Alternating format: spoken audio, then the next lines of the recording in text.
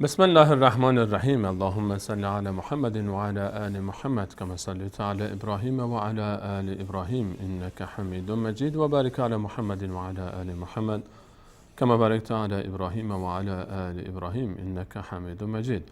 عرض سلام دارم و ادب و احترام خدمت همه شما خوبان و سروران. در یکی دیگر از برنامه‌های امامان وهابی شیعه در خدمت شما خوبان و سروران خواهیم بود، در خدمت حضرت مولانا عبدالقدوس دهقان و بررسی موضوع جدیدی که برای بنده و شما بینندگان عزیز در نظر گرفتن. در آغاز از طرف خودم و به نمایندگی از شما خدمت حضرت مولانا عبدالقدوس دهقان عرض سلام دارم و خوش آمد میگم حضورشون رو در استودیو. حضرت مولانا خوش آمد. بنده خدمت شما و تمامی بینندگان عزیز و ارجمند عرض ادب و سلام دارم. السلام علیکم و رحمت الله و برکاته. و در اولین برنامه بعد از ماه مبارک رمضان و گذشت 9 ماه فکر کنم در خدمت جناب عالی و بینندگان انشاءالله خواهم بود. خدمت از ماست حضرت مولانا. عزیزانی که برنامه امامان وهابی شیعه رو از آغاز همراه ما بودند میدانند که 9 ماه گذشته، بیش از 9 ماه گذشته، در آغاز برنامه امامان وهابی شیعه نامه‌ای برای 3 تن از شخصیت‌های مطرح معاصر شیعه که در مقوله وهابیت، آنچه که به ادعای خود وهابیت مینامند، پیش دست هستند و تألیفات متعددی داشته‌اند، نامه‌ای فرستاده شد. حضرات آیات جعفر سبحانی، حضرت آیت الله العظمی جعفر سبحانی و همچنین حضرت آیت الله العظمی مکارم شیرازی و همچنین جناب آیت الله نجم الدین طبسی نامه‌ای دریافت کردند و نامه‌ای با این مضمون خدمت اونها ارسال گردید. نامه‌ای که برای آیت الله مکارم شیرازی ارسال شد، محتوای او این گونه است. گرچه همه این 3 نامه‌ها با یک مضمون و محتوا بودند، اما نامه‌ای که برای آیت الله مکارم شیرازی فرستاده شد با این محتوا: بسم الله الرحمن الرحیم. خدمت مرجع عالی قدر جهان تشیع آیت الله العظمی ناصر مکارم شیرازی دامت افاضاتهم. السلام علیکم و رحمت الله و برکاته. با توجه به تألیفات و تلاش‌های گسترده جناب عالی در نقد وهابیت و شناخت عمیقی که از منابع و باورهای امامان شیعه دارید، از شما درخواست داریم که برای تبیین حقایق و روشن شدن افکار عمومی شیعه و سنی حداقل 3 عنوان از ابواب کتاب التوحید، مهمترین تألیف عقیدتی شیخ محمد ابن عبدالوهاب رحمه الله را که به نظر جناب عالی تضاد بیشتر و آشکارتری با عقاید امامان 12 گانه شیعه دارد انتخاب نموده و خلاف آن را از گفتار صریح و صحیح و بی‌معارضه امامان شیعه اثبات نمایید و برای آنکه جای هیچ توجیه، ابهام و تردیدی باقی نماند، موکداً استدعا داریم که به نکات زیر عنایت فرمایید. حداقل 3 باب را انتخاب نمایید. ابوابی را برگزینید که با عقاید ائمه شیعه تضاد بیشتر و آشکارتری داشته باشد. صرفاً از روایات و گفتار امامان شیعه استدلال نمایید. روایات مورد استدلال صریح، صحیح و بی‌معارض باشد و چنانکه کتاب التوحید شیخ محمد بن عبدالوهاب را با عقیده امامان شیعه در تضاد نمی‌بینید، احتراما نظر خویش را در این مورد اعلام بفرمایید. پیشاپیش از پاسخگویی جناب عالی سپاس گزاریم. برنامه تلویزیونی امامان وهابی شیعه. 9 ماه پیش این نامه برای این مراجع مطرح شیعه ارسال گردید، اما 9 ماه گذشت و هنوز پاسخی به دست ما نرسیده است.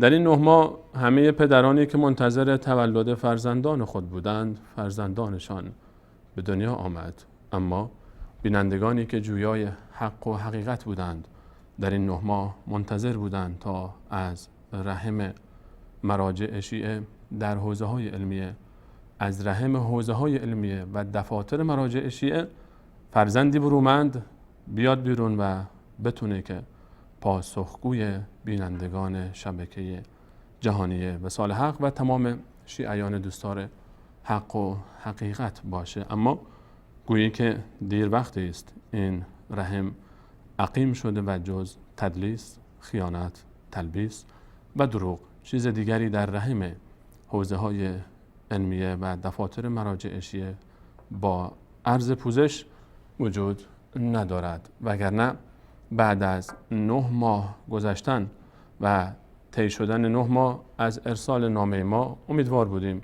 که حداقل همون گونه‌ای که پدران در ماه دهم منتظر تولد فرزندان خود هستند، ما هم در ماه دهم به پاسخ نامه خود دست پیدا کنیم. الیس منکم رجل رشید، یک مرد از بین حوزه های علمیه، از رحم حوزه های علمیه یک فرزند برومند پیدا نخواهد شد تا به نامه ما پاسخ دهد، تا آشکار گردد حقیقت برای مشتاقان حقیقت. همچنان منتظر میمانیم شاید در این ماه دهم فرجی شد و سرانجام این رحم بارور گشت و فرزندی رشید متولد شد و پاسخ ما را خواهد داد، هرچند که از این رحم عقیم هیچ امیدی نخواهد بود. در ادامه این حکایت و ماجرا ما همچنین برای برخی از مؤلفین تفسیر نمونه که منتسب به آیت الله مکارم شیرازی است، ما از اونها هم درخواست کردیم، من جمله جناب آیت الله یا حجت الاسلام محسن قرائتی، و از ایشون خواستیم که برای اعاده حیثیت هم که شده و حداقل ایشون که سالهاست به عنوان یک مفسر در جامعه شیعه شناخته شده هست، بیان و پاسخگو باشند به این نامه. و ما بیش از 2 ماهه که از ایشون هم درخواست کردیم تا پاسخ ما رو بدند و میدانیم که ایشان حقیقت را میدانند، اما چرا حقیقت رو بیان نمی کنند برای ما و شما بینندگان عزیز، و چرا پاسخگو نخواهند بود؟ به نظر شما چرا؟ اگر محسن قرائتی بیاد به مردم راست بگوید، محسن قرائتی اگر مردم را گمراه نکند، دیگر صدا و سیما او را برنامه‌اش پخش میکنه. محسن قرائتی اگر به مردم راست بگوید، بله او را خدمت شما عرض کنم که خلاصه چنان داغی به فلان جاش بزنن که دیگر نتونه تا 6 ماه روی منبر بنشیند، بگه اونجا هم درد میکنه. محسن قرائتی نمیتواند به مردم راست بگوید، چون باید از دولت پول بگیرد. قضاوت با شماست. در این برنامه در خدمت حضرت مولانا عبدالقدوس دهقان خواهیم بود و بررسی یکی دیگر از ابواب کتاب التوحید، مهمترین تالیف شیخ محمد ابن عبدالوهاب، اون شخصیتی که این آقایان او رو رهبر وهابیت معاصر می‌دانند و کتاب او رو سراسر تناقض با اعتقادات امامان بزرگوار اهل بیت و رسول الله صلی الله علیه و سلم و حتی اهل سنت می‌شمارند. در بررسی این کتاب باب به باب‌های مختلفی رو در برنامه‌های گذشته بررسی کردیم و در این هفته هم در خدمت حضرت مولانا عبدالقدوس دهقان خواهیم بود و بررسی بابی جدید از این کتاب تا ببینیم آیا واقعا این کتاب و آنچه که در این کتاب مطرح میشه مخالفتی با عقیده امامان بزرگوار اهل بیت علیهم السلام و یا رسول الله صلی الله علیه و سلم و به صورت کلی امت اسلامی دارد یا نه. حضرت مولانا در خدمت شما هستیم. الحمد لله رب العالمین و صلی الله علی نبینا محمد و علی آله و صحبه اجمعین. همون گونه که شما هم اشاره فرمودید، امیدوارم که انشاءالله به زودی جواب قانع کننده ای رو که برگرفته از حق و حقیقت و از روی ایمان و اعتقاد و انصاف باشه انشاءالله که دریافت بکنیم. و نکته که آقای الله یاری هم گفتن برایم جای تأمل بود. من امیدوار هستم که کسانی که از داغ دنیا میترسند و حق و حقیقت رو پنهان میکنند، این داغ رو نهایتاً باید تحمل بکنند. اگر داغ دنیوی رو تحمل نکنند، مطمئناً کسانی که حق و حقیقت رو روش پا بگذارند در روز قیامت این داغ رو که داغ بزرگتر و رسوایی بیشتری هست حتما باید تحمل بکنند.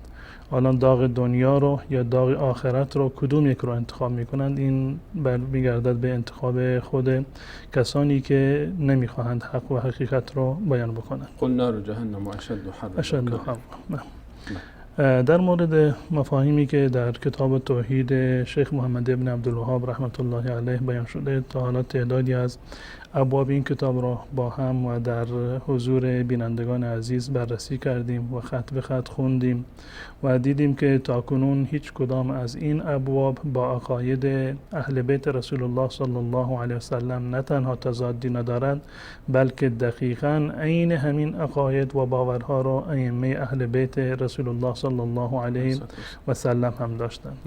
آنچه را که محمد ابن عبدالوهاب رحمت الله علیه بیان می کند مفاهیم توحیدی هستند، برگرفته از قرآن، برگرفته از سنت رسول الله صلی الله علیه و سلم و مورد تأیید ائمه اهل بیت رسول الله صلی الله علیه و سلم هست و هیچ گونه تضادی را با عقاید اهل بیت رسول الله صلی الله علیه و سلم که آنها هم به نوبه خودشون پیرو کتاب و سنت بودند در واقع هیچ گونه تضاد و مخالفتی رو ندارد. در ادامه ابواب و بررسی مطالبی که در کتاب توحید شیخ محمد ابن عبدالوهاب رحمت الله علیه ذکر شده، امروز میپردازیم به باب 14 این کتاب توحید شیخ محمد ابن عبدالوهاب رحمت الله علیه. و جناب شیخ محمد ابن عبدالوهاب رحمت الله علیه در این باب به جای اینکه یک عنوان اضافی رو بر این باب بگذارند، یک تیتر رو انتخاب بکنند، یک آیه را به عنوان تیتر و عنوان این باب و نام این باب انتخاب کردند که میفرماید باب 14 هست، الرابع عشر، باب قول الله تعالی ایشرکون ما لا یخلق شیئا و هم یخلقون ولا یستطیعون لهم نصرا و ادامه هم آیه هست ولا انفسهم ینصرون. در این باب شیخ محمد ابن عبدالوهاب رحمت الله علیه میخواهد که مانند ابواب گذشته، مانند بابی که در مورد هدایت بود انک لا تهدی من احببت و بقیه ابوابی که بودن، تمامی مفاهیمی را که در دایره توحید هستند اینها را برگرفته از قرآن و احادیث رسول الله صلی الله علیه وسلم برای الله اثبات میکند و از غیر الله متعال نفی میکند. هر چیزی رو که مفهوم توحید هست و هر چیزی رو که مفهوم عبادت هست، تمامی این مفاهیم را و تمامی این گونه های توحیدی را جمع می کند برای الله متعال اثبات و از غیر الله متعال نفی می کند. یکی از مواردی که برای الله متعال ثابت هست این است که الله متعال صاحب اختیار هست، صاحب کن فیکون هست، هر چرا که بخواهد انجام میدهد، مدیر و مدبر عالم هست و کسی هم نمیتواند که بر روی دستور الله متعال و احکام الهی، چه احکام قدری باشند چه احکام شرعی باشند، نمیتواند که خورده بگیرد و چرا نمیتواند سوال بکنه چرا و چگونه، چرا این گونه شد، چرا فلان گونه نشد. این خاصه الله متعال است، هر چرا بخواهد انجام میدهد و کسی دیگر غیر از الله متعال به هیچ عنوان نمیتواند که روی دستور الله متعال خدشه‌ای وارد بکند یا ایرادی بگیرد. چرا که او رب العالمین است، رب العالمین هست و خالق و آفریدگار تمام جهانیان هست و صاحب اختیار تمام مخلوقات هست و صاحب دخل و تصرف در تمام موجودات صرفاً الله متعال هست و هیچ کسی دیگر در این زمینه حقی ندارد.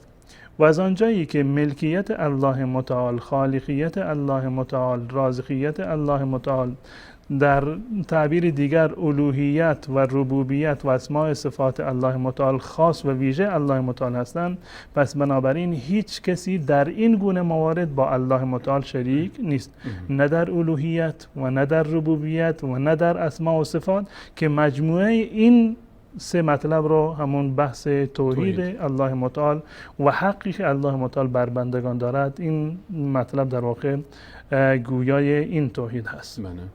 در این آیه شیخ محمد ابن عبدالوهاب میخواد این مطلب را بیان بکند که غیر الله متعال که همهشون مخلوق هستند و هیچ کدامشون خالق نیست و همه نیازمند هستند و هیچ کدام بی نیاز نیستند و همه نیاز به دیگران که دارند که هیچ حتی نمیتوانند نیاز خودشان را هم برطرف بکنند، چون این افرادی شایستگی هیچ گونه ای از گونه‌های عبادت و مواردی را که حق اختصاصی الله متعال هست، این گونه افراد و غیر الله متعال این اختیارات را و این ویژگی ها را در واقع ندارند.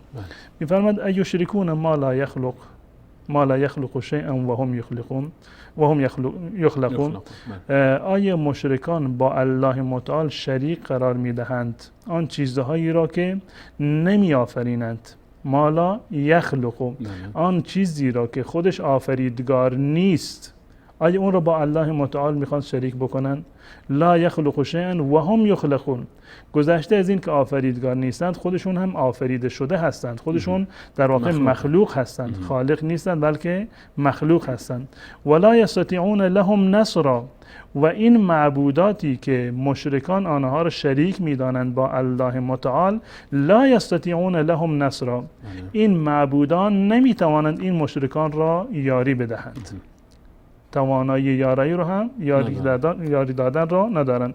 اینجا تعبیر جالبی رو الله متعال دارند، ولا یستطیعون لهم نصرا، نمیتوانند یاری بکنند. نفرمود لا ینصرون، لا یستطیعون، نفرمود که یاری نمی کنند، زیرا اگر میگفت یاری نمی کنند شاید به گمان بعضی می رسید که می توانند یاری بکنند اما یاری نمی کنند، نمیخوان، اما قدرت رو دارند. اما الله متعال به خاطر این مطلب را نفی کنند میفرماد ولا یستطیعون لهم نصرا، در روز قیامت هیچ گونه یاری و کمکی رو نمیتونن به اونها برسونن.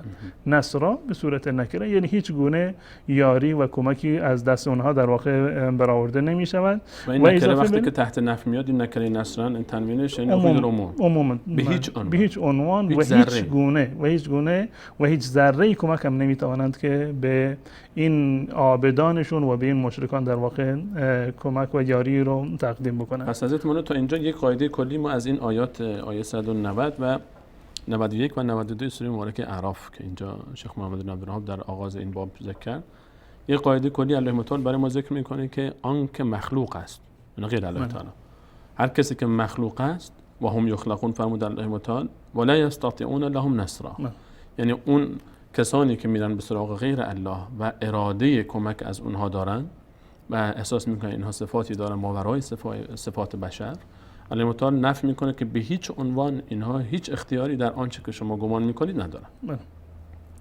و در ادامه الله متعال میفرماد ولا انفسهم ینصرون. الان کسی اگر برای کسی دیگر در روز قیامت کاری نکند، حداقل اینهایی که معبود هستند در دنیا مردم اونها را عبادت میکنند، حداقلش این است که برای خودشون باید کاری رو انجام میدادند. خودشون دچار عذاب هستند، نه تنها اینکه نمیتوانند دیگران را کمک بکنند و توانایی چنین کاری رو ندارند، حتی نمیتوانند که خودشون رو هم نصرت و یاری بدهند. در این آیه در واقع الله متعال 4 نکته رو در اینجا بیان میکند برای نفی این مطلب که این معبودان باطل شما تفاوتی نداره، هر کسی باشه، چه ذی‌روح باشه، انسانی باشه، فرشته‌ای باشه، جنی باشد، حیوانی باشد، یا اینکه مرده باشد، جمادی باشد مانند بت‌هایی که هستند، اینها در واقع الله متعال میفرماد ما لا یخلقو.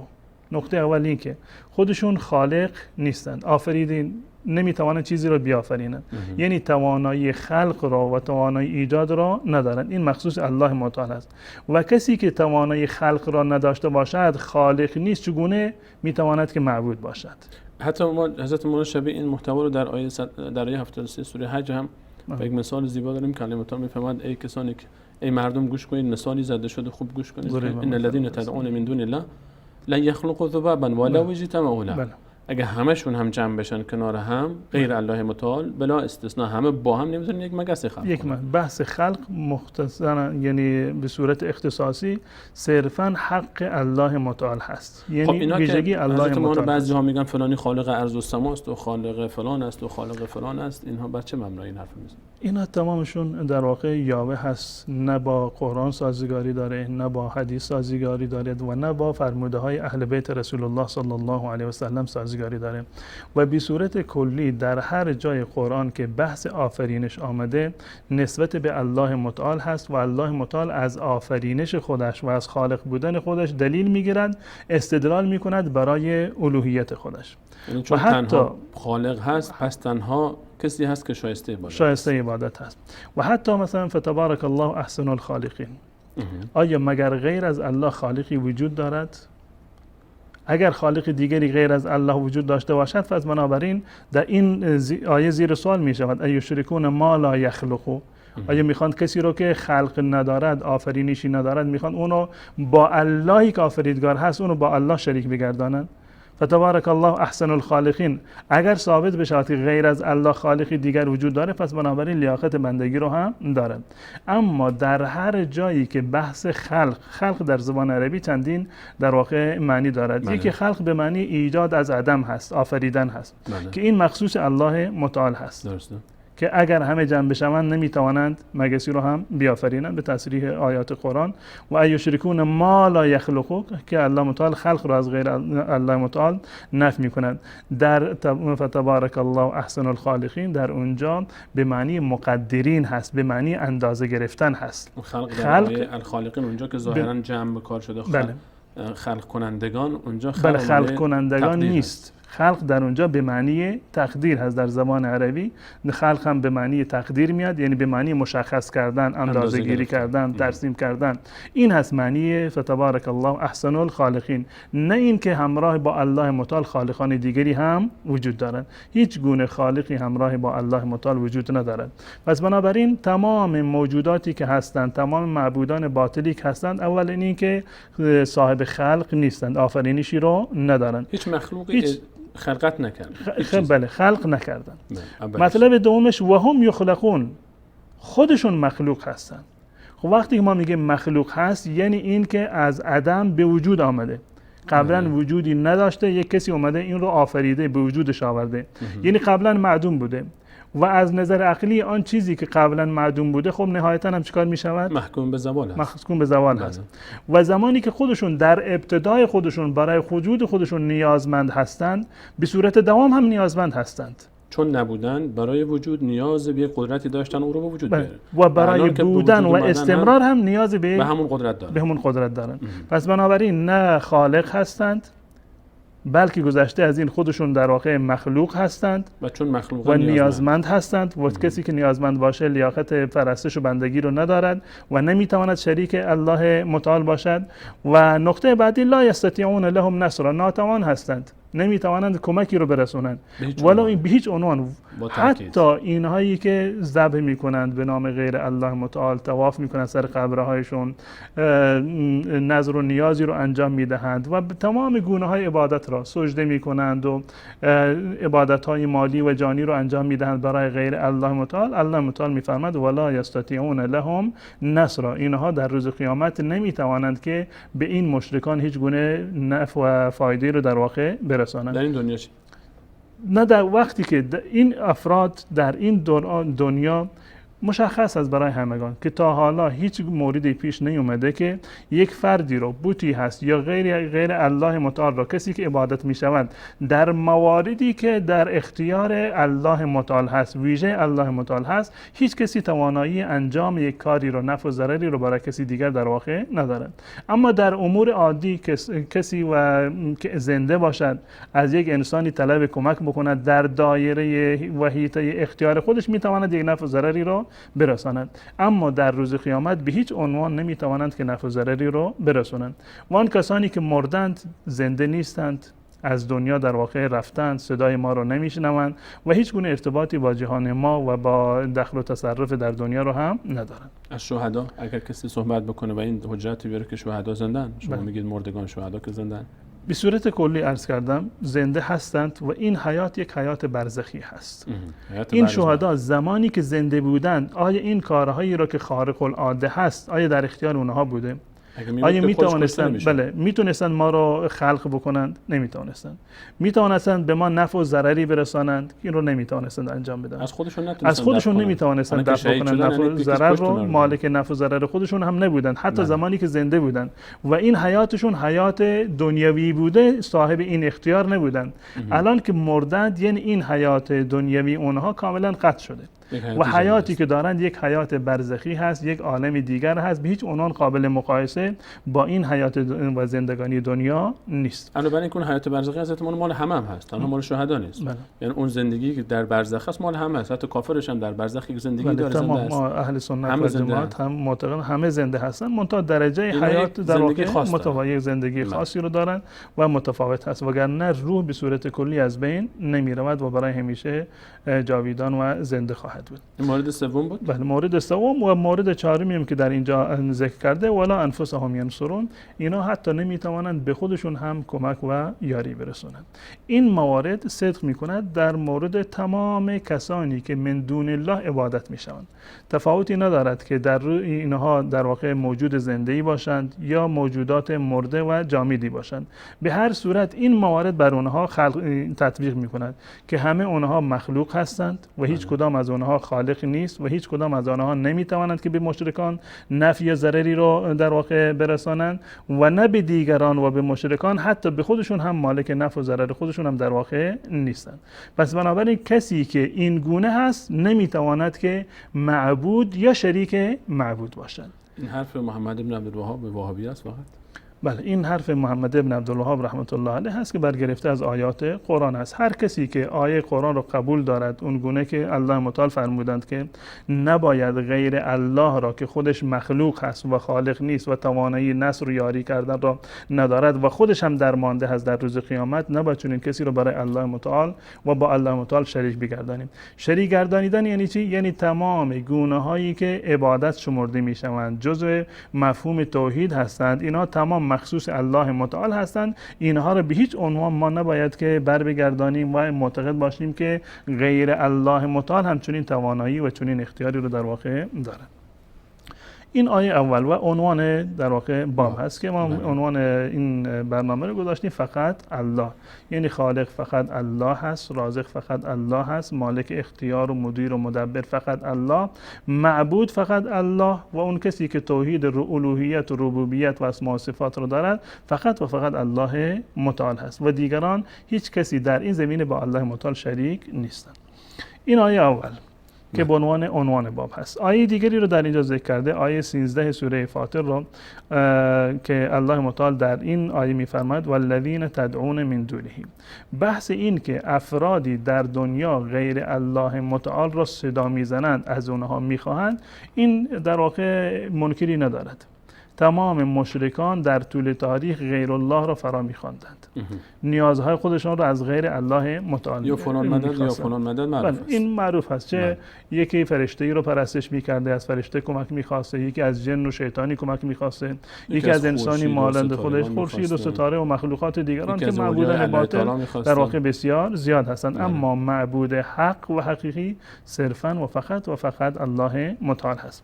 والذین تدعون من دونه ما یملکون من قطمیر. بحث دیگر در آیه اول الله متعال بحث خالقیت رو مطرح کرد که اینهایی که شما عبادت میکنید و شریک الله متعال میدانید همشون مخلوق هستند و همشون نیازمند هستند، هیچ کدام از اونها خالق نیستند. در اینجا بحث مالکیت رو الله متعال ذکر میکند که آن کسانی که شما من دون الله صدا میزنید و از آنها میخواهید، آنها اصلا مالک نیستند که به شما بدهند. مالک حتی قطمیر هم نیستند. مالک قطمیر هم نیستند، هیچ اختیاری رو در واقع ندارند. کسی که هیچ گونه اختیاری رو ندارد، مالکیتی رو ندارد، اختیار دخل و تصرفی رو ندارد، چگونه شما از اون میخواهید که به شما چیزی رو بدهد؟ این قطمیر یعنی چی حضرت مولانا؟ در قرآن کریم چند مورد رو درباره خرما الله متعال ذکر کرده به عنوان مثال و نمونه که دلالت بر حقارت داره، یعنی یک مثالی برای یک چیز بسیار ناچیز و بیارزش هست. الله متعال در اینجا میفرماد ما یملکون من قطمیر. قطمیر یعنی پوسته شفافی که هست بر روی هسته خرما. هسته خرما یک هسته پوست خرما نازک یک سفیدی پوست داره، نازکی داره اون که میگن قطمیر. مانع هست، یک نوع پرده هست در میان خود هسته خرما و گوشت خرما در واقع. این میگن قطمیر. در قرآن کریم هم قطمیر ذکر شده و هم فتیل ذکر شده و هم نخیر ذکر شده. ولا تظلمون فتیلا. بله. ولا یظلمون نقیرا. یعنی این که الله متعال عدلش در بالاترین صورت هست، حتی به اندازه فتیل و نقیر هم الله متعال بر کسی ظلم نمی کند. قطمیر عرض کردم که یعنی لایه به اصطلاح کوچیک پوسته هسته خرما. وقتی خرما رو بشکافیم یک پرده در میان گوشت خرما و هستش وجود داره. این میگن که سفید رنگ و نازک و شفافه. این معنی قطمیر هست. و فتیل در وسط شیاری که وجود داره در هسته خرما یک نخ و نواری وجود داره. یک فتیله نامه. بله فتیله هست. این فتیله همین فتیل هست که در واقع در قرآن الله متعال هم ذکر کرده. و نقیر و یک گودی بسیار کوچک و سوراخ کوچکی هست بر پشت هسته خرما. اون نقیر هست. نقیر هست. بله. در قرآن این اومده، قطمیر اومده به معنی این پرده هست و فتیل اومده به معنی نوار و یک ریشه بسیار نازک که در شکاف هسته خرما هست و نقیر هم که سوراخ و نقطه کوچک و ریزی هست که پشت دانه خرما در واقع وجود داره. اینجا الله متعال میفهمد کسانی که غیر از من میخوانید، این بلا استثناء تمام مخلوقات غیر الله تعالی، اینها مالک حتی اون پوست هسته خرما هم نیستند. حالا چه برسه که مالک خزانه های آسمان و زمین بشه. این پوست هسته خرما که هست در واقع بسیار سبک هست. این اگر در دست خودتون قرار بدید فوت بکنی باد اینو با خودش میبرد. اولا که الله متعال میفرماد اینها مالک قطمیر نیستند. حتی همین پوسته سبک و بی ارزش و بلا مصرف رو هم اینا در اختیارشون نیست.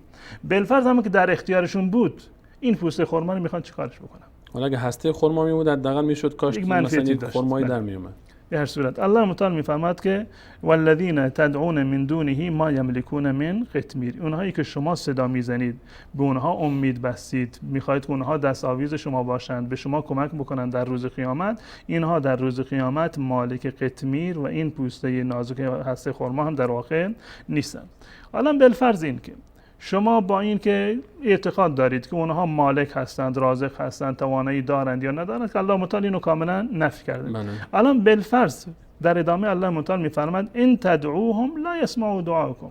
اگر اونها رو بخوانید اونها نمیشنوند. اگر اونها رو صدا بزنید بازم اونها در واقع نمیشنوند. الان که اونایی که شما صدا میزنید این که صاحب اختیار هیچ چیزی نیستند، حتی قطمیری در اختیار اونها نیست، این بماند. دوما این که شما اونها رو صدا میزنید اونها اصلا صدای شما رو نمیشنوند. آیه 14 سوره مبارکه فاطر. بله. برای بینندگان عزیز این نکته بسیار مهم است. من برای تاکید خواستم که تاکید بکنم این نکاتی که حضرت مولانا اشاره میکنن از نکات بسیار مهمی است که در فهم توحید و شرک تا این آیات فهمیده نشه انسان خوب نمیفهمه.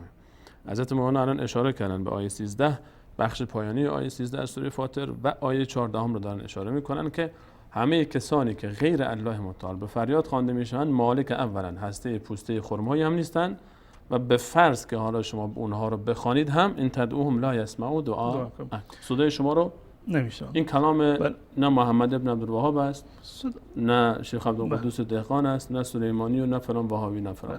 کلام الله تعالی حرف صریح و دقیق الله متعال هست. و جالب اینجا است که در آیه اولی الله متعال بحث یعنی با ما یعنی ذکر کردیم یشرکون ما لا یخلقون که ما برای غیر ذوی الخلق استفاده میشه. و در این آیه الله متعال میگه والذین تدعون من دونه. والذین یعنی کسانی که اسم موصول برای ذوی الخلق هست که وقتی برای ذوی الخلق گفته بشه هم ذوی الخلق و هم غیر ذوی الخلق رو در بر میگیرد، اما اساسا برای ذوی الخلق هست. والذین تدعون من دونه کسانی که شما غیر از الله متعال میخوانید. این من دونه اینجا مراد بت نیست، غیر الله تعالی. هر کسی که خیلی حضرت مولانا اینو ترجمه میکنن بت. آیا مختص به بت هست من دونه در قرآن کریم؟ خیلی جاها من دونه میاد، خیلی از ترجمه ها من نوشتن بت ها. آیا فقط بت مراد من دونه است یا نه؟ الله تعالی فرموده غیر الله تعالی. وقتی که ما این آیات قرآن رو در اینجا ذکر یعنی الله متعال آورده، آیات قرآن کریم یکی دیگر را در واقع تفسیر میکنه. در آیه اول عرض کردم الله متعال به گونه‌ای آورده که دلالت بر غیر ذوی الخلق میکنه، اما در اینجا دلالت بر ذوی الخلق میکنه. و بت‌هایی هم که بودند مشرکان اینقدر بی‌عقل و نبودند که یک سنگی را که خودشون معتقد بر این باشند که خود همین سنگ هست اینو بیان پرستش بکنند که صاحب اختیار و قدرت چیز دیگری نباشد، بلکه تمامی این بت‌هایی رو که بودند اینها نماد بزرگانی بودند، نماد انسان‌های نیکوکاری بودند. یعنی صدا کردن این بت خودش منظور نبوده، بلکه صدا کردن آن کسی هست که این بت به شکل اون بوده. این تندیس رو به یاد بود اون در واقع درست کرده باشند.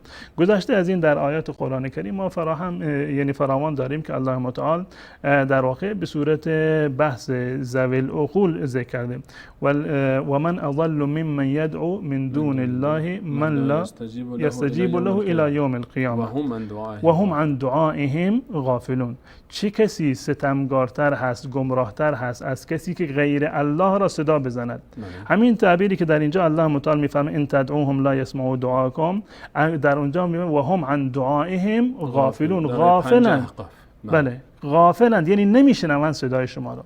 و تمام این تعبیرات رو الله متعال برای ذوی العقول در واقع ثابت کرده و میفرماید که ان تدعوهم لا يسمعوا دعاءكم. این مرحله بعدی هست. مرحله اول اینایی که شما صدا میزنید اصلا صاحب اختیار نیستند، اصلا کسی نیستند که بخواد شما اونها را صدا بزنید. بالفرض اگر صدا زدید صدای شما را نمیشنوند، این فرضیه دوم هست، یک درجه بالاتر. بالفرض الان شما صدا زدید، آیا میشنوند؟ نمیشنوند اونها را. یک فرضیه بعدی رو در دوباره الله متعال ذکر میکنه ولو سمعوا، بالفرض هم که بشنوند ما استجابوا لكم. به فرض که اصلا دیگه آخرش ما قبول بکنیم صدای شما رو بشنوند، صدای شما رو میشنوند، آیا میتوانند اجابت بکنند؟ تا اجابت نکنن مشکلی حل نمیشه. بالفرض که شنید که شما در فلان مشکل گرفتار هستید، آیا میتوانند اجابت بکنند؟ باز هم الله متعال میفرماید ما استجابوا لكم و یوم القیامه یکفرون بشرککم. و روز قیامت اصلا منکر میشوند، شما که اصلا ما رو صدا نکردید، نشنیدند و این شرک رو که دعای غیر الله هست اصلا کلا منکر این میشن. همون گونه که در سوره احقاف هم الله متعال در واقع این مطلب رو بیان میکنند و اذا حشر الناس كانوا لهم اعداء و كانوا بعبادتهم کافرین. همین مطلب رو در اینجا هم الله متعال میفرماید یوم القیامه یکفرون بشرککم. در اونجا میفرماید به عبادت شما و من اضل ممن یدعو من دون الله، صدا میزند غیر الله را. در ادامه میفرماید و یوم اذا حشر الناس كانوا لهم اعداء و كانوا بعبادتهم کافرین. اینجا بحث عبادت رو، همین دعا رو الله متعال عبادت شمرده. این که شما غیر الله متعال را صدا زدید این یک عبادت هست و در روز قیامت و در روز حشر اونها منکر عبادت شما میشوند. همین مطلب رو در اینجا هم الله متعال میفرماد و یوم القیامه یکفرون بشرککم. شرک شما را در واقع چیکار میکنند؟ انکار میکنند. یعنی دعای غیر الله که شما در کنار الله متعال غیر الله متعال را هم صدا زدید، این در واقع یک نوع عبادت هست و عبادت برای غیر الله متعال شرک است. و یوم القیامه یکفرون بشرککم ولا ینبئک مثل خبیر. و هیچ کسی مانند یک ذاتی که خبیر هست. خبیر یعنی اون کسی که از ته و توی قضیه کاملا آگاه هست، علمش یک علم نافذ و کاملی هست. کسی مانند الله متعال که خبیر هست به تو خبر نمیدهد. یعنی تمامی این موارد رو الله متعال میداند که در روز قیامت اتفاق میافتند دقیقاً و خبیر هست، دانا هست از اون چیزی که شما تا هنوز اتفاق نیفتاده، ندیدید، نشنیدید، اما الله متعال اونها رو میداند و الله متعال به شما خبر داده. کسانی که من دون الله هستند اولا که مالک نیستند، دوما کسان صدای شما رو نمیشنوند و سوما اگر بشنوند نمیتوانند اجابت بکنند و چهارما در روز قیامت اصلا منکر میشوند که شما اونها رو صدا کرده باشید. پس بنابراین کدام انسان عاقل میاد سر یک قبری، سر امام و امامزاده، اولا که میداند این امام و امامزاده من دون الله هست، هیچ گونه صاحب اختیار هیچ چیزی را ندارد، قطمیر و نقیر و فتیل و هیچ چیزی رو در اختیارش نیست. دوما اصلا نمیشنود، سوما اگر بشنود به تعبیر الله متعال نمیتواند اجابت بکند. و در روز قیامت شما منتظر هستید که نظری دادید برای امام حسین، شما منتظر هستید که فلان عبادت رو برای فلان امام انجام دادید، منتظر هستید که به شما به اصطلاح خوش آمدی بگویند و پاداشی به شما بدن. نه اینکه پاداشی به شما نمیدهند و نمیتوانند بدهند، بلکه یکفرون بشرککم. اصلا این کاری که شما انجام دادید شرک هست و در روز قیامت اونها در واقع منکر این شرک و این عبادت شما میشوند.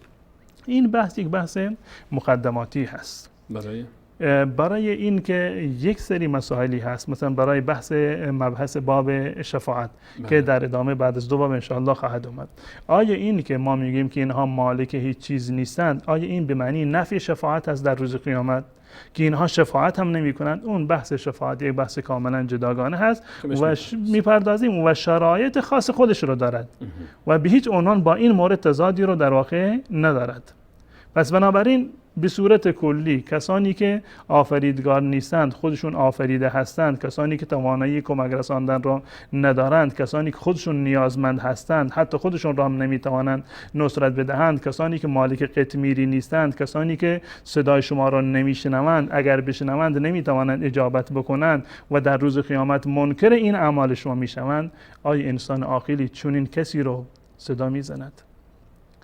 آیا شرکی بالاتر از این وجود دارد؟ به تعبیر الله و من اضل ممن یدعو من دون الله، از این انسانی که با این همه مراحل میداند که صدایش نمیرسد، اگر برسد جواب نمیدهد، در روز قیامت به جای این که تشکر بکند منکر میشود، آیا باز هم انسان عاقلی میاد دعا بکند غیر الله متعال، از غیر الله متعال بخواهد و من اضل ممن یدعو من دون الله؟ چه نظرت مولانا شرک اطلاق میشه برای این تعبیر؟ بحث رو اینه که الله متعال میفرماید ادعونی استجب لکم و دعا بنابر روایاتی که در کتاب‌های شیعه و سنی اومده عبادت هست. الدعا هو العباده، دعا همون عبادت است، یا تعبیرات دیگری که اومده روایت ضعیف است، الدعا مخ العباده. خود قرآن کریم هم میفهمد که وقال ربکم ادعونی استجب لکم ان الذين یستکبرون عن عبادتی، یعنی اون دعا رو الله متعال در واقع عبادت شمرده و این آیاتی هم که عرض کردم در سوره احقاف هم که این مطلب رو الله متعال ذکر کرده. این که ما از الله متعال طلب بکنیم، اینو الله متعال دستور داده که شما از الله متعال بخواهید. دعا خواستن از الله متعال، طلب حاجت کردن از الله متعال عبادت هست و خاص او باید باشه، خاص الله متعال هست. و ایاک نستعین، ایاک نستعین، ما فقط و فقط باید از الله متعال بخوایم. اگر از غیر الله متعال خواستیم، بر اون وعده‌ای که با الله متعال بستیم ایاک نعبد و ایاک نستعین در واقع عمل نکردیم. دعای غیر الله متعال رو الله متعال شرک شمرده و یوم القیامت یکفرون بشرککم، زیرا که دعا و طلب حاجت صرفاً خاصه الله متعال است و فقط باید از الله متعال بخواهیم. همان گونه که نماز را فقط برای الله متعال باید خوند، روزه را فقط برای الله متعال گرفت، حج و بقیه عبادات را، این دعا هم عبادتی هست که صرفاً برای الله متعال باید انجام داد. اگر برای غیر الله متعال انجام دادیم، در واقع عبادتی رو برای غیر الله انجام دادیم و این همان مفهوم شرک است. یعنی غیر الله را ما با الله شریک قرار دادیم، همان گونه که از الله خواستیم از غیر الله هم خواستیم، پس این میشود شرک. علاوه بر این حضرت مولانا کسی که این کار رو میکنه هم علاوه بر این که بحث خود عبادت رو شرک میکنه، خود اعتقادی هم که نسبت به این افراد داره، یعنی صفاتی به اونها میده که صفات خاص الله تعالی است. یعنی حاضر مطلق میدونه، ناظر مطلق میدونه، سمیع مطلق میدونه، بصیر مطلق میدونه، او رو متصرف در امور عالم میدونه، هر چه بسا که او رو در خلقت الله متعال هم شریک میدونه و اونها خودش خیلی باز یک شرک جداگانه است. اون کسی که به اصطلاح در توحید عبودیت مشرک هست، یعنی غیر از الله متعال فرا میخواند، اون در توحید ربوبیت و توحید اسماء و صفات هم مشرک هست. یعنی معتقد هست که این خالق هست، رازق هست، شفا دهنده هست، مدیر و مدبر هست، صاحب اختیار هست، که این میشود شرک در توحید ربوبیت. این در اسماء و صفات الله تعالی که رو شریک میکنه. نه، این در بحث ربوبیت است. من از فلانی به من شفا میدهد، بچه میدهد، نفع میدهد، ضرر را دور میکند. بله، این بحث ربوبیت الله متعال است. و هر کسی وقتی که یک کسی رو که دور هست، من در اینجا هستم، یک کسی رو که کیلومترها با من فاصله دارد، ولی اینکه زنده باشد، مردهش که به جای خود، وقتی که صدا می کند یک انسانی رو با این ویژگی، معنی این است که معتقد از همان گونه که الله صدای ما را میشنود، این فلانی هم صدای ما را از اونجا میشنود. این شرک در اسما و صفات الله متعال. همان گونه که الله ما را میبیند، همان گونه که الله از وضعیت من آگاه است، این مرده هم مثلا این میبیند و آگاه است. این میشه شرک در اسما و صفات. پس بنابراین همیشه شرک در الوهیت الله متعال، قبل از این در واقع این فرد مشرک در ربوبیت و مشرک در اسما و صفات الله متعال هم بوده.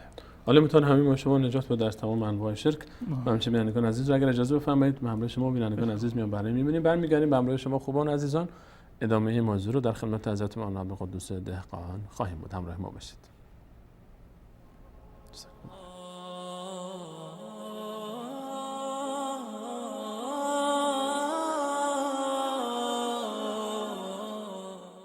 توحید و شعر.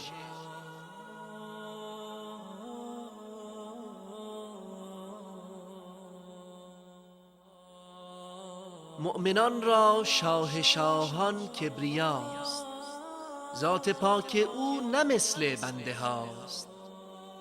خالق این کائنات و ذره ها، ناظم و حرکت ده سیاره هاست. قادر و حی و قوی است و علیم، ذات او بی ابتدا و انتهاست.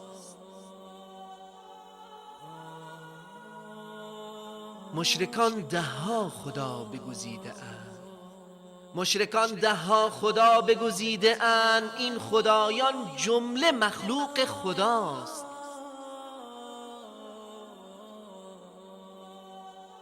جمله معبودان باطل را ببین، خود اسیر خوردن و بیت الخلاست.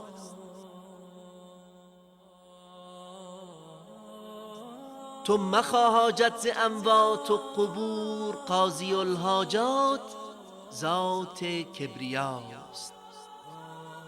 آن خدای مؤمنان را قدرتی، بر همه ذرات و افلاک و سماست. حرف قرآن را شنو بر جان عزیز، حرف قرآن را شنو بر جان عزیز. کفر و ایمان راهشان از هم جداست.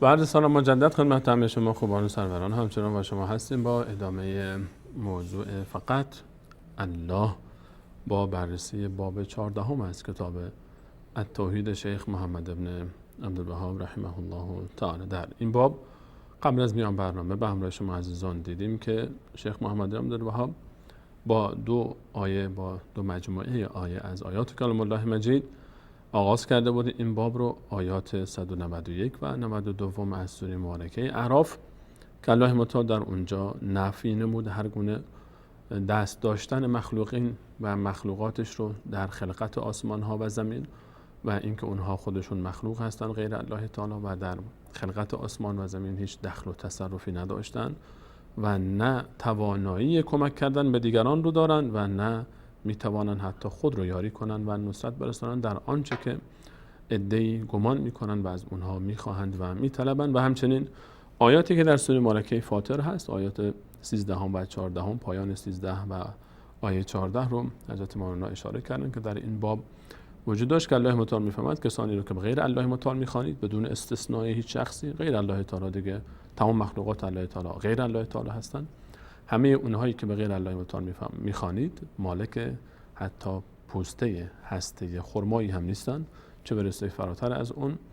و اگر اونها رو بخوانید به فرض اینکه اولا که صدای شما رو نمیشنون ولی سمعوا، و اگر به فرض محال صدای شما رو بشنون هم مستجابوا لکم، استجابت نمیکنن و روز قیامت هم یکفرون بشرککم، منکر میشن این شرکی که انجام دادید. مجموعه این آیات همچنین آیات مشابه دیگری ما در سوره های فراوان دیگری داریم، در آیات فراوان دیگر، آیات 3، 4، 5 و 6 سوره مبارکه احقاف، آیه 73، 4، 5 از سوره مبارکه حج و همچنین سوره مبارکه فاطر. همین آیاتی که حتی اگر ما از 2-3 آیه قبل و بعدش هم نگاه بکنیم، از آیات 11، 12، 13، 14 و 15 در این باب بسیار مفصل است. آیه 18 سوره مبارکه یونس، آیه همچنین 31 سوره مبارکه یونس و آیات فراوان دیگری که اگر بخوایم اونها رو بیایم تیتر بکنیم چندین برنامه لازم هست ما فقط این آیات رو ترجمه بکنیم و ازش گذر بکنیم که در باب توحید هست. و برمیگردیم خدمت حضرت مولانا عبدالقدوس دهقان و ادامه مجازات ما رو در خدمت شما هستیم. در ادامه مبحث شیخ محمد ابن عبدالوهاب رحمة الله علیه چند تا روایت از کتاب‌های اهل سنت و الجماعت آورده که در تأیید همین مطلب فوق هستند که فقط الله متعال صاحب اختیار هست. اگر هدایت میدهد، اگر به کسی نفعی میرساند یا زیانی میرساند، تمام این موارد در اختیار الله و فقط الله متعال رو باید ما صدا بزنیم، فقط از الله متعال بخوایم، زیرا که خالق و مالک و رازق و صاحب نفع و ضرر فقط الله متعال هست. روایت را آورده و فی الصحیح عن انس ابن مالک، در روایت صحیح اهل سنت اومده از حضرت انس ابن مالک. این روایت به صورت معلق در کتاب صحیح بخاری اومده و امام مسلم اینو ذکر کرده، مسند احمد و سنن هم این روایت رو آوردن و روایت صحیح است. و فی الصحیح عن انس ابن مالک رضی الله تعالی عنه قال شج النبی صلی الله علیه و سلم یوم احد و کسرت رباعیته. رسول الله صلی الله علیه وسلم در جنگ احد زخمی شدند، سرشون زخم برداشت و دندان مبارکشون شکسته شد و کسرت رباعیته. فقال رسول الله صلی الله علیه وسلم بعد از این جریان، یعنی در جنگ احد زمانی که ایشون زخمی شده بودند، دندان مبارکشون هم شکسته شده بود، ایشون یک مطلبی رو فرمودند کیف یفلح قوم شجوا نبیهم، چگونه رستگار می شود، چگونه کامیاب می شوند، پیروز می شوند یک قومی و ملتی که پیامبرشان را زخمی کردند. فلاح به معنی رستگاری، قولوا لا اله الا الله تفلحوا، رستگار می شوید. در اینجا رسول الله صلی الله علیه وسلم می فرماید این مشرکانی که پیامبر خودشان را زخمی کردند چگونه هدایت می شوند، چگونه اینا رستگار می شوند، در صورتی که اومدن با پیامبرشون جنگیدن و پیامبر خودشان را چیکار کردند؟ زخمی کردند. فنزلت، یعنی این آیه بعد از اون نازل شد، لیس لک من الامر شیء، تو در این زمین هیچ اختیاری رو نداری. لیس لک من الامر شیء، اینجا شیء هم نکره هست، در سیاق نفی وارد شده، یعنی هیچ اختیاری رو تو در این زمینه نداری. لیس لک من الامر شیء، هیچ اختیاری رو در واقع شما ندارید. که رسول الله صلی الله علیه وسلم یعنی میخواستن بگن معنی این کیف یفلح قوم شجوا نبیهم، یعنی این قومی که پیامبرشان را زخمی کردن کامیاب نمیشوند، رستگار نمیشوند. الله متعال فرمودند که در این زمینه تو هیچ اختیاری رو نداری.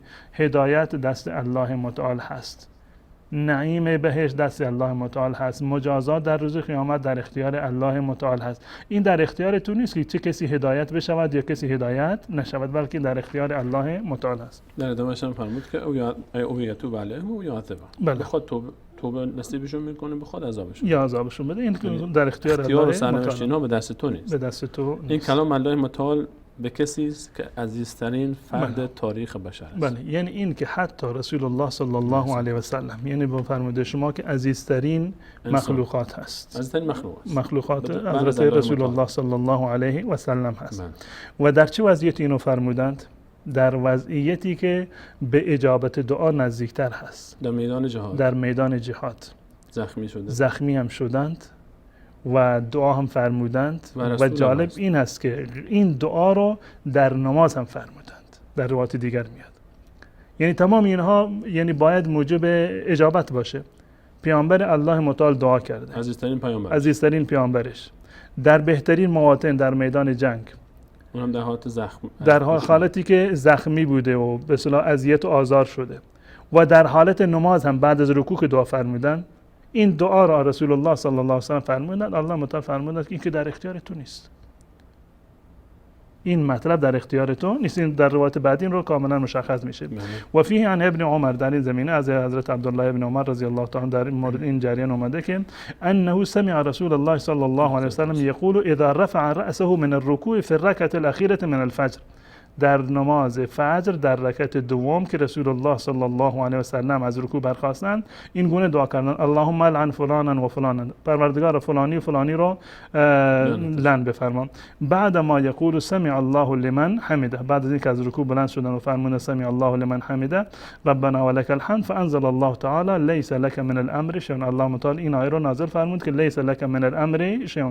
در هر دو تا روایت اونجا فانزل الله، یعنی این که این جریان به اصطلاح نزول این آیه میتونه دو تا سبب داشته باشه. یکی اون حرف رسول الله صلی الله علیه و سلم در میدان جنگ، و دیگری همین دعای رسول الله صلی الله علیه و سلم علیه فلان و فلان که دعای بد کردن در نماز. و این فلان و فلان هم کسانی بودند که در جنگ احد بودند و این در مورد مشرکان این نازل شده که دقیقاً درباره صفوان ابن امیه هست و سهیل ابن عمرو هست و حارث ابن هشام هست که رسول الله صلی الله علیه و سلم اسم میگرفتن در نماز و علیه اونا دعا کردن و اتفاقا اینا مسلمان هم شدند. یعنی ثابت شد لیس لک من الامر شیء، این به اختیار تو نیست که دعا بکنی پروردگار اینا رو به جهنم بنداز، اینها رو لعنت بکن، از رحمت خود دور بکن، چه بسا که اینها مقرب رحمت الله متعال باشند. الله متعال به اونها توفیق هدایت بدهد و توفیق هدایت هم داد. بله، خالد که یکی از سران دشمن بود در احد و سبب اصلی شکست مسلمین، بعدها می‌بینیم که خود رسول صلی الله علیه و سلم بهشون لقب سیف الله داد. این در ادامه روایت و فی روایت در روایت یدعو علی صفوان ابن امیه و سهیل ابن عمرو و الحارث ابن هشام فنزلت لیس لک من الامر شیء، بعد این آیه نازل شد لیس لک من الامر شیء. پس بنابراین در اینجا ما به این نقطه میرسیم که حتی رسول الله صلی الله علیه و سلم عزیزترین بنده الله متعال و عزیزترین پیامبر در سخت‌ترین شرایط که ایشون دعا کردن، در بهترین حالاتی که ایشون دعا کردن، باز هم این دلیل بر این نمی شود که هر چی را پیامبر بخواهد عملی بشود، بلکه برعکس امر و اختیار بخشش و نبخشیدن، هدایت و هدایت نکردن صرفا دست الله متعال. و قبلا هم در این زمینه بابی رو که در مورد انک لا تهدی من احببت که در مورد اموی رسول الله صلی الله علیه و سلم نازل شده بود، مفصلا هم که بررسی کردیم که الله متعال فرمودند که هر کسی رو تو بخواهی نمیتونی هدایت بکنی، لیکن الله یهدی من یشاء. در این مطلب میبینیم که حتی رسول الله صلی الله علیه و سلم صاحب اختیار نیست، نه در دنیا و نه در آخرت. بحث نبوت یک بحث کاملا جداگانه هست. بحث شفاعت رسول الله صلی الله علیه و سلم و همچنین شفاعت مؤمنان یک بحث کاملا جداگانه هست. هیچ تضادی در این مورد نداره که بحث شفاعت رو به صورت مفصل با شرایطی رو که در این زمینه هست انشاءالله بیان خواهیم کرد. در اینجا شیخ محمد ابن عبدالوهاب رحمت الله علیه میفرمایند که حتی رسول الله صلی الله علیه و سلم هم در واقع صاحب اختیار نیستند که چه کسی رو هدایت بدهند، چه کسی هدایت بشود یا هدایت نشود، بهشتی بشود یا جهنمی بشود. این اختیار از آن الله متعال است و این مطلبی هست که حتی علمای شیعه هم به این اعتراف کردند. به طور مثال در کتاب بهار الانوار، دوستان نمایش بدن این کتاب رو بارها دیدن، کتاب بهار الانوار هست و این جلد 9 این چاپی که بنده دارم و جلد 17 و 18 در این کتاب با هم چاپ شدن. کتاب بهار الانوار هست و جلد 17 این کتاب بهار الانوار و صفحه 38. قبل از این یک بابی رو در اینجا منعقد کرده آقای علامه مجلسی، باب 15 هست، عصمته و تعویل بعض ما یوهم خلاف ذلك، در مورد عصمت رسول الله صلی الله علیه و سلم صحبت میکنند و آیاتی رو که برخلاف این هستند، یعنی این باور رو میرسونند که رسول الله صلی الله علیه و سلم معصوم نبودند، اینها رو در واقع به گمان خودش اومده در واقع جواب داده.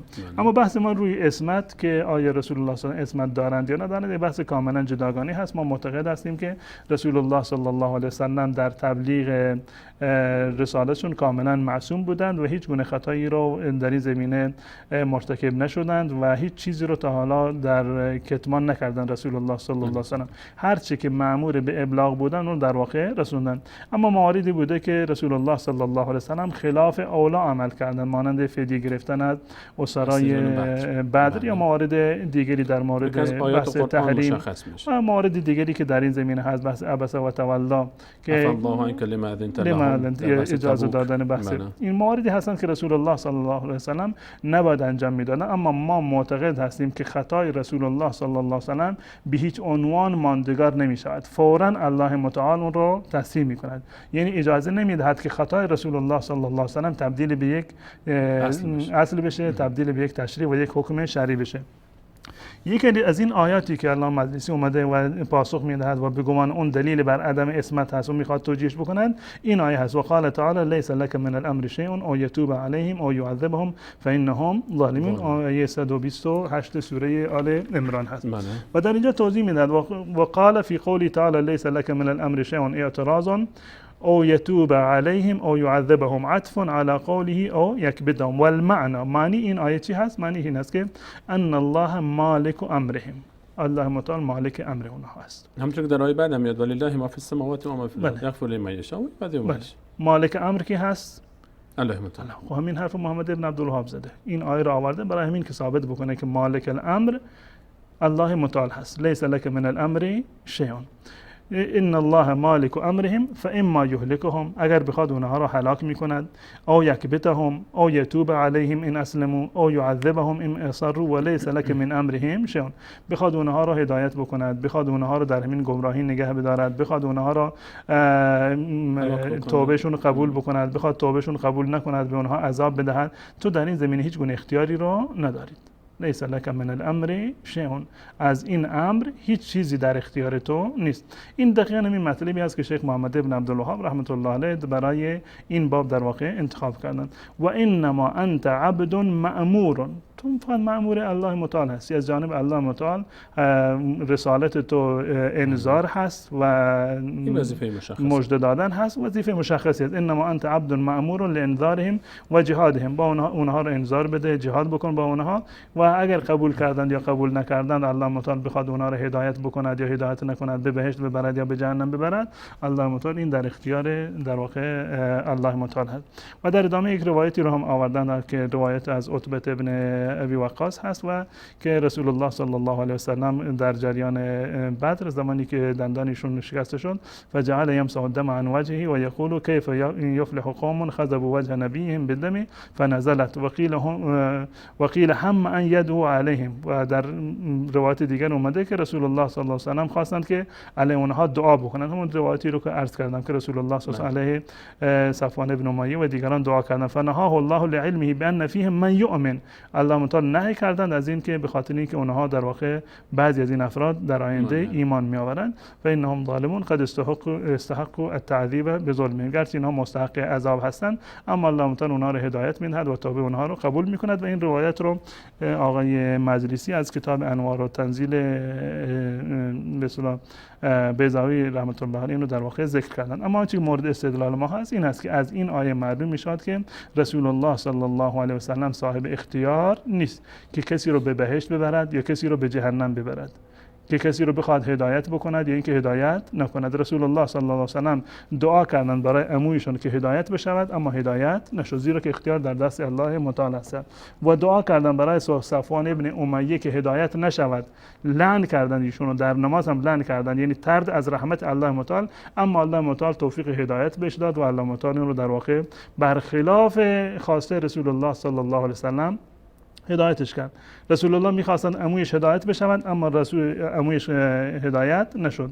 میخواستن صفوان ابن امیه لعن بشوند و از رحمت الله متعال دور بشوند، اما باز هم این کار در واقع نشد. الان حرف اینجا هست که در روز قیامت رسول الله صلی الله علیه و سلم یا حضرت علی، حسن، حسین یا ابوبکر، عمر یا هر کسی دیگری، آیا اگر بخواهند به ما نفعی برسانند میتوانند نفعی برسانند؟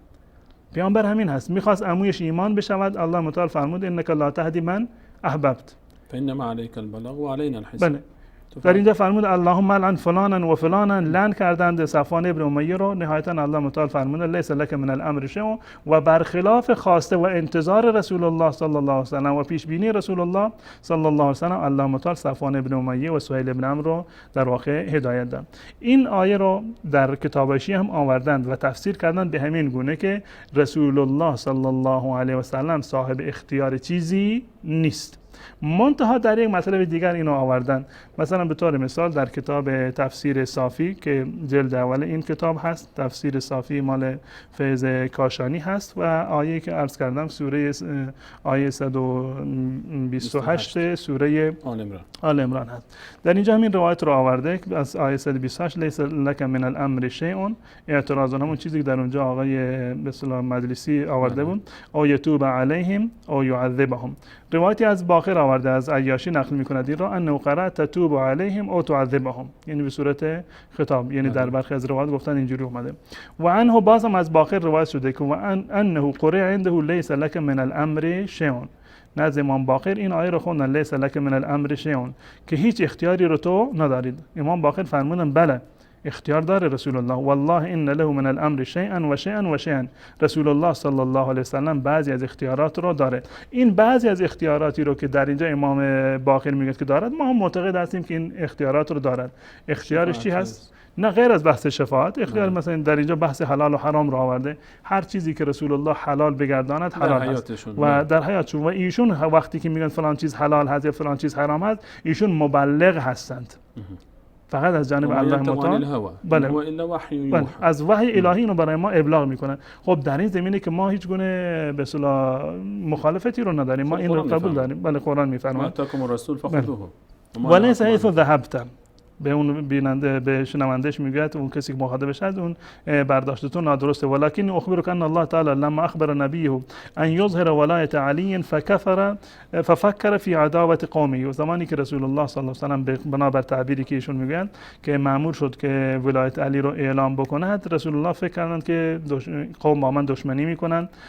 فيما فضله الله به علیهم فی جمیع خصاله و حسدهم له علیها ضاق عن ذلك، رسول الله صلی الله علیه و این کار رو انجام، یعنی ترسیدند که این کار رو انجام بدن. فاخبر الله انه لیس لك من هذا الامر شیء، تو در این زمینه هیچ اختیاری رو نداری، بخوای اعلام بکنی، بخوای اعلام نکنی، بخوای کسی دیگر رو به جای علی انتخاب بکنی، اون گونه که در برخی از روایات اومده، این اختیار در دست تو نیست. انما الامر فيه الى الله ان يصير علی علیه السلام وصیه و ولی الامر الیه، این که الله متعال بخواد علی رو وصی امر خودش بکنه، این در اختیار تو نیست، در اختیار الله متعال است. یعنی حتی شیعه با وجودی که خواستند که این آیه را به گونه دیگر تعویل بکنند، توجیه بکنند، در این نقطه اومدند که بله رسول الله صلی الله علیه و سلم در این که اعلام وصایت و خلافت علی رو بکند یا نکند، گفتند که صاحب اختیار نبود. حداقل در این مورد در دایره اینو قبول کردند که رسول الله صلی الله علیه و سلم صاحب اختیار نیست. پس بنابراین ثابت شد که بعضی از چیزها در اختیار رسول الله صلی الله علیه و سلم نیست. این که کسی بخواد کسی رو تعیین بکند، بخواد کسی رو هدایت بکند، بخواد برای کسی شفاعت بکند، این در اختیار رسول الله صلی الله علیه و سلم نیست. تا زمانی که الله متعال اجازه شفاعت نداده، کسی نمیتواند در واقع شفاعت بکند. تا زمانی که الله متعال نخواهد کسی رو هدایت بکند، رسول الله نمیتواند خدمت بکند. تا زمانی که الله متعال نخواهد کسی رو به بهشت بیاندازد، رسول الله نمیتواند این کار رو بکند. تا زمانی که الله متعال نخواهد کسی رو از جهنم بیرون بیاورد و به بهشت ببرد، رسول الله چنین اختیاری رو در واقع ندارد. پس چگونه است که بسیاری از مردم امروزه به بهانه این که ما اهل بیت رو دوست داریم، شاید در روز قیامت به ما نفی برسانند. حتی رسول الله صلی الله علیه وسلم که به اصطلاح رسول برگزیده الله متعال چنین اختیاری رو در واقع نداره که از جانب خودش تقدیری رو تعیین بکنه برای کسی، بهشتی بودن یا جهنمی بودن رو یا هدایت یا ضلالت کسی رو در واقع تعیین بکند، بلکه صرفا این خواسته الله متعال و دستور الله متعال هست. هر چیزی که الله متعال در واقع بخواندیم رو کاملا در واقع اعلام میکند. و عنه در روایت دیگر اومده ان رسول الله صلی الله علیه و سلم کان حریصا علی ان یکون علی علیه السلام من بعده. رسول الله صلی الله علیه و سلم میخواستند که علی بعد از رسول الله صلی الله علیه و سلم جانشین بشود. این نقطهش واقعا مهمه. کان حریصا علی ان یکون علی علیه السلام من بعده علی الناس. ایشون حریص بود، یعنی بسیار میخواستند و دوست داشتند که علی بعد از رسول الله صلی الله علیه و سلم علی الناس، یعنی صاحب ایشون باشند، خلیفه ایشون باشند، جانشینشون باشند. و کان عند الله خلاف ما اراد. اما نزد الله متعال چیزی دیگری بود غیر از اون چیزی که رسول الله میخواست. رسول الله میخواست علی جانشین بشود، اما الله متعال اینو نمیخواست. اراده رسول الله صلی الله علیه و اراده نشد، اراده الله متعال عملی شد. عند الله خلاف ما اراد فقال له لیس لك من الامر شیء یا محمد فعلا. در مورد علی دیگه اختیار دست تو نیست. حداقل در اینجا برابر تعبیری که در اینجا کرده، منظور این میگه که انه یکون علی من بعده علی الناس ای یکون خلیفه له علیهم فی الظاهر ایضا من غیر دافع له. این گونه توجیه میکنه که رسول الله صلی الله علیه و سلم میخواستند که علی رضی الله تعالی عنه بعد از ایشون خلیفه بلا منازع باشد که نشد.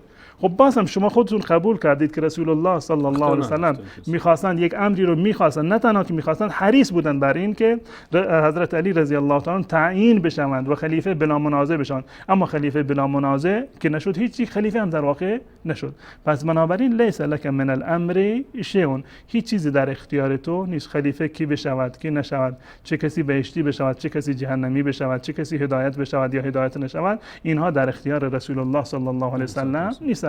وقتی که رسول الله صلی الله علیه و سلم نمیتواند برای کسی تکلیف تعیین تکلیف بکند او رو به بهشت یا جهنم ببرد، چگونه بعد از سیدنا علی کسی میگه که بله علی نمیدونم قاسم و قسیم بهشت و نار هست فلانی، حتی رسول الله اگر بخواد بره بهشت باید یک سکی از علی داشته باشد و نمیدونم علی تمام شیعیان خودشون دستشون میگیرد و میبرد به بهشت. و این خرافاتی که در واقع و شایعات و خزعبلاتی که تضاد داره با آیات قرآن، تضاد داره با احادیث رسول الله، تضاد داره با فکر و عقیده اهل بیت رسول الله صلی الله علیه وسلم. اما بازم اشاره میکنم که هدف از این لیس لک من الامر شیء نفی شفاعت رسول الله یا شفاعت علی و حسن و حسین و عموم مؤمنان، شفاعت فرشتگان و انبیا نیست. شفاعت یک مبحث اعتقادی هست، یک اصل هست در باب به اصطلاح اعتقاد، همه مسلمانان اون رو قبول دارن، اما در جای خودش با همون شرایطی که در قرآن در واقع ذکر شده که به صورت مفصل اینو خواهیم گفت. صرفا این که حضرت علی در روز قیامت میتواند شفاعت بکند این دلیل نمیشود که ما الان نظر و نیاز بکنیم برای علی، الان از علی بخوایم که برای ما شفاعت بکند. زیرا ولو این که علی بخواهد برای ما شفاعت بکند، حتی رسول الله صلی الله علیه و سلم بخواهد برای ما شفاعت بکند، اما تا زمانی که الله اجازه ندهد نمیتواند در واقع کاری رو برای ما عنده الا باذنه. این بحث اذن و رضایت الله متعال از شافع و مشفوع هر دو تا جزء شرایط در واقع شفاعت هستند که الا لمن ارتضى. اینو به صورت مفصل ان شاء الله در بحث شفاعت ذکر خواهیم کرد. این دلیل بر این نمی شود که ما هرچی خرافه هست، هرچی اعتقاد باطل هست، هرچی شرک هست، اینو در قالب شفاعت بیایم به خورد مردم بدیم که بله حضرت علی شفاعت میکنه. بله منم معتقد هستم که علی رضی الله تعالی عنه در روز قیامت شفاعت میکند، حسن، حسین و تمام اصحاب رسول الله، تمام مؤمنان گذشته، تمام مؤمنان، فرشتگان، انبیاء الهی شفاعتی رو دارن برای مؤمنان، شهدا شفاعت میکنن، اولیاء الله شفاعت میکنن. اما چه وقتی شفاعت میکنن؟ بعد از این که الله متعال اجازه بدهد. برای چه کسانی شفاعت میکنند؟ برای کسانی که مورد رضایت الله متعال باشند. هر کسی رو که الله متعال به اون اجازه شفاعت بدهد میتواند شفاعت بکند، صرفاً و فقط برای کسانی که الله متعال بهش اجازه داده شفاعت بکنند، نه اینکه هر کسی رو که خواست. وگرنه اگر بخواست رسول الله صلی الله علیه وسلم بود، همون گونه که در روایت اهل سنت اومده و در روایت شیعه هم اومده، در کتاب تفسیر قومی هم اومده که رسول الله صلی الله علیه و وقتی که شفاعت میکنند نهایتش این است که الله متعال عموی رسول الله صلی الله علیه وسلم را از قعر جهنم بیرون میکنند و در یک زحزاحی از آتش جهنم قرار میگیرند. وگرنه اگر شفاعت کاملی بود میتونست کلا اون از اونجا بردارد و داخل بهشت ببرد. اما این در اختیار هیچ کسی در واقع نیست. شفاعت میکنند در محدوده شفاعت با اجازه الله متعال و در دایره محدوده اجازه الله متعال و برای کسانی که مورد رضایت الله باشند، هم شفاعت کننده و هم شفاعت شونده، که بحث مفصلی است که انشاءالله این رو به صورت مفصل بحث خواهیم کرد. اونم تازه وقتش روز قیامت است، نه الان. الان به این حجت کسی بیاد بگه خب هؤلاء شفعاؤنا عند الله، دیگه این همون مقوله‌ای که ابو جهل و ابو لهب هم میگفت و یعبدون من دون الله ما لا یضرهم ولا ینفعهم و یقولون هؤلاء شفعاؤنا عند الله. در آیه 18 سوره یونس که میخوانیم که عبادت میکردن غیر الله رو به این حجت که به این نیت که اونها دفع ضرری از اینا میکنن یا جلب منفعت، و در پاسخ میگفتن اینها میرن پیش الله تعالی شفاعت ما رو میکنن و اون هم عین شرکی است که دربارش داریم صحبت میکنیم. در دنیا این که انسان بره سر قبری و از اون سوال بکنه که یه فلانی یا رسول الله یا علی و حسن و حسین و باقر و نمیدونم ابوبکر و عمر و هر کسی هست و نمیدونم عبدالقادر گیلانی یا هر کسی که باشه، هر انسانی برن سر قبرش دعا بکنند که فلانی در بارگاه الله متعال برای من شفاعت بکن، این دعای بیهوده‌ای هست. اولا به خاطر اینکه خود بحث شفاعت گفتیم که شرایطی رو داره، به تصریح آیات قرآن، شرایطی نیست که من اونو تعیین کرده باشم. صراحتا الله متعال در آیات متعددی از قرآن کریم این شرایط رو وضع کرده که با این شرایط در واقع شفاعت صورت میگیرد. پس بنابراین تا زمانی که این شرایطی که دست الله متعال است، دست علی و حسن و رسول الله صلی الله علیه و سلم و دیگران نیست، پس بنابراین بریم پیش این برای من شفاعت بکن معنی نداره، زیرا که اون نمیتواند شفاعت بکند مگر با اذن الله متعال. و وقتی که الله متعال اجازه شفاعت داد، نمیتواند شفاعت بکنند مگر برای کسانی که الله متعال مشخص کرده، اجازه داده. بعضی از افرادی هستند که اصلا مورد شفاعت نیستند، کافران و به اصطلاح افرادی هستند که اصلا مشمول شفاعت به صورت کلی نمیشن. این نمیشد یک مشرک بره از سر قبر رسول الله که یا رسول الله برای من در روز قیامت شفاعت بکن. ان الله لا یغفر ان یشرک به. بله، اولا که این شفاعت در اختیار رسول الله نیست. وقتی هم که اجازه داده می شود، بعد از اجازه دادن فقط می تواند برای کسانی که مورد رضایت الله هستند شفاعت بکند. در غیر این صورت برای هر کسی که دلش بخواهد نمی تواند شفاعت بکند. لیس لک من الامر شیء. و مطلب دوم برای کسانی که میرن سر قبر از صاحب قبر طلب شفاعت میکنند، الله متعال در این آیه به صورت کامل در واقع این مطلب رو بیان کرده در سوره فاطر: ان تدعوهم لا يسمعوا دعاءكم، که اصلا صدای شما رو نمیشنوند. ولو سمعوا ما استجابوا لكم. اولا که نمیشنوند، بالفرض هم که بشنوند جواب شما رو نمیدن. یعنی به شما نمیگن، شما میگه که یا رسول الله برای من شفاعت بکن، رسول الله جواب نمیده بله شفاعت میکنم یا شفاعت نمیکنم.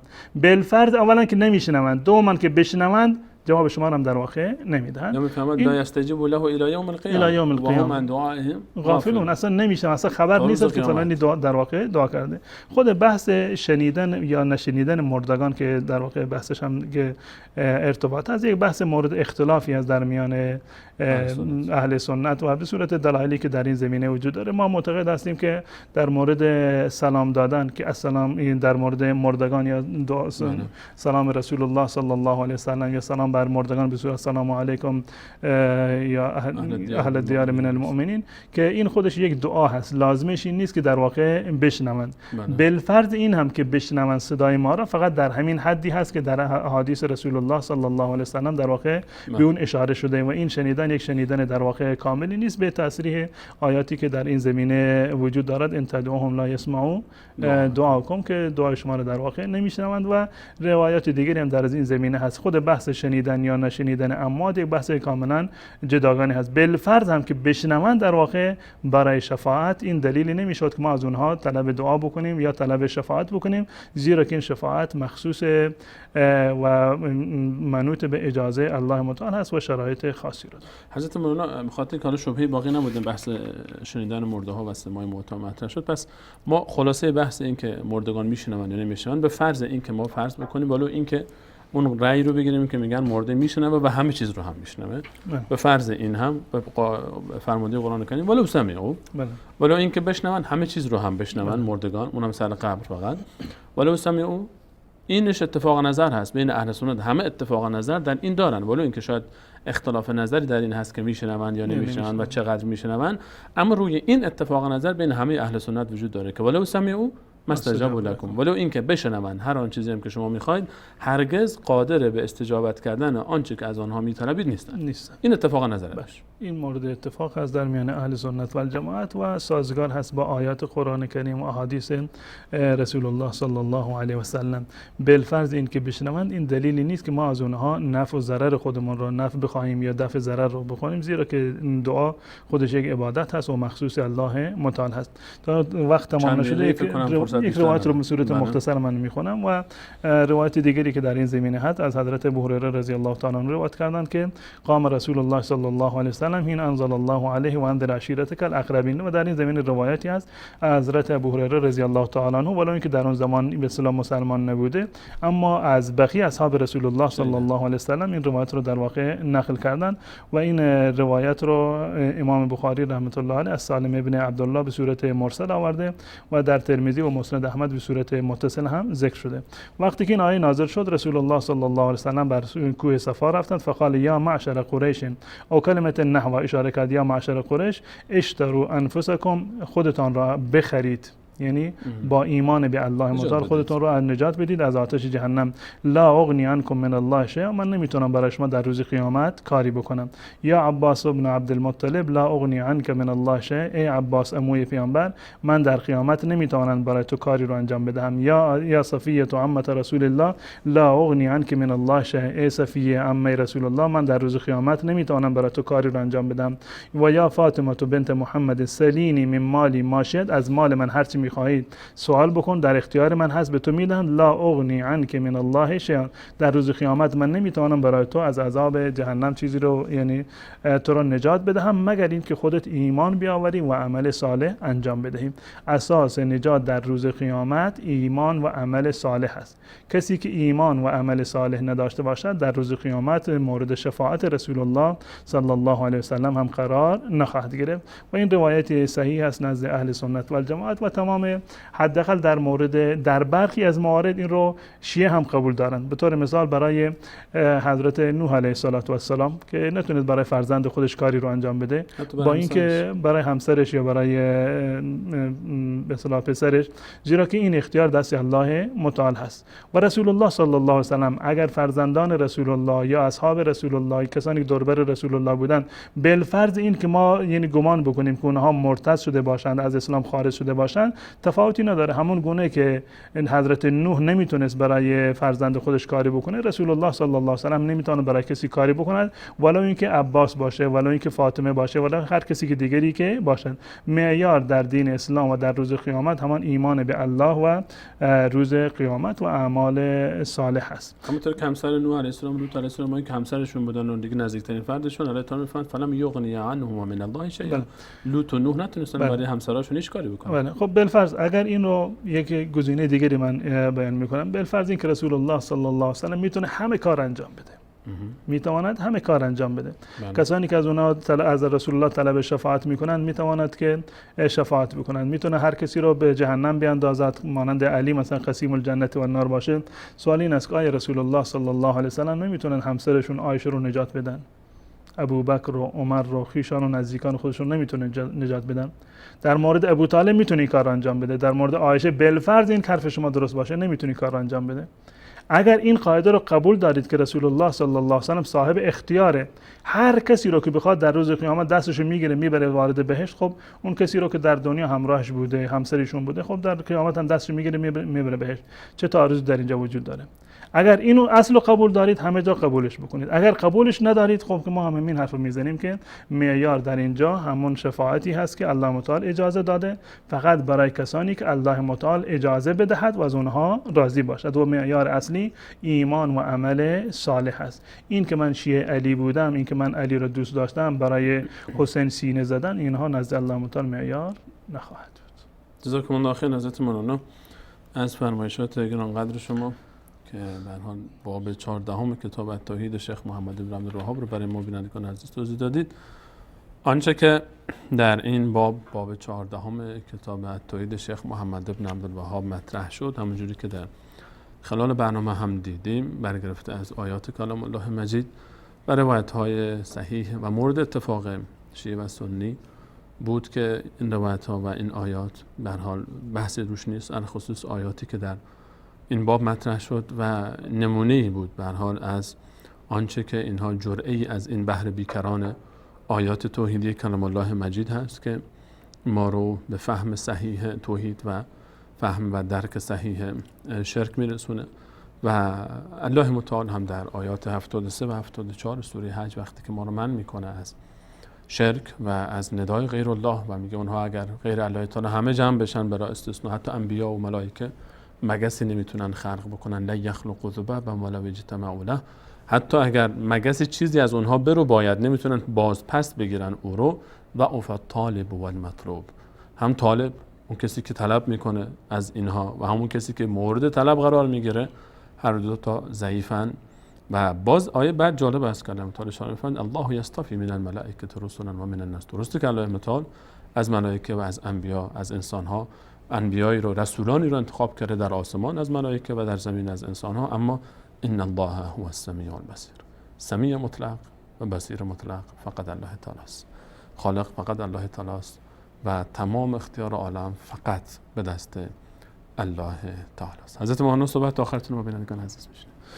بس تشکر میکنم از شما که این فرصت رو دادی، با اینکه اولین برنامه بود بعد از تعطیلات و یه مقدار هم برای بنده هم برای شما شاید یعنی جدید بود، خسته کننده شاید بود، اما امیدوار هستم آن چیزی رو که مورد رضایت الله متعال بوده باشه اون رو گفته باشیم و از الله متعال میخواهیم که ما را و تمام بینندگان را به راه راست هدایت بفرمایند و توفیق ایمان و عمل صالح رو تا آخرین لحظات عمر که به ما عنایت میفرماید انشاءالله این توفیق رو قرین راه ما بگرداند. آمین آمین آمین. همچنین تشکر میکنم از همه شما عزیزان که تا این لحظه بیننده برنامه خودتون بودید. تشکر خاص از احمد جان و فرید عزیز و همچنین محمد جان که پشت صحنه و مهندسان و الله تلاش میکنن تا این ارتباط بین ما و شما برقرار باشه. انشاءالله ما در برنامه‌های بعدی هم همچنان این مسیر رو ادامه خواهیم داد و همچنان بعد از گذشت 9 ماه منتظر پاسخ میمونیم. ماه دهم غالبا برای کسانی که 9 ماه منتظر بودن تا فرزندی به دنیا بیاد ماه خوبی است. امیدواریم که ما هم در این ماه، در ماه دهمی که پیش رو داریم، پاسخی دریافت بکنیم از سوالی که مطرح کردیم تا بسیاری از بینندگان عزیز ما که تا الان دیگه شبه یقین پیدا کردن به آنچه که گفته بود دروغ، به آنچه گفته شده که دروغ است درباره وهابیت، شاید حالا برای این پاسخ فتح باب جدیدی باشه در بحث‌های علمی پیش رو. تا برنامه بعد همه شما عزیزان رو به الله متعال می‌سپارم. الله یارو نگهدارش.